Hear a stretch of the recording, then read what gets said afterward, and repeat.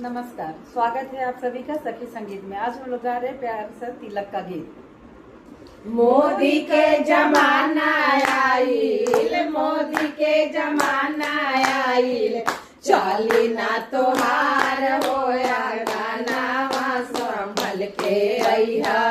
भैया के सार होया गाना संभल के अइहा,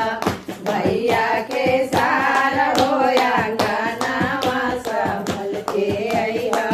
घूंघर ले अइहा साले फ्रीजा वाले अइहा हो, कूलर ले अइहा साले फ्रीजा वाले अइहा हो, सोने के अंगूठिया हमरा भैया के चढ़इहा हो, सोने के अंगूठिया हमरा भैया के चढ़इहा हो,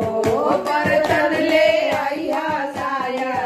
बर्तन ले अइहा नाया, मॉडल ना पुरान होया गानावा संभल के अइहा, भैया के सार होया गानावा संभल के अइहा, भैया के सार होया गानावा संभल के वाले अइहा साले बाइका वाले अइहा हो, कारा वाले अइहा साले बाइका वाले अइहा हो, सोने के चैना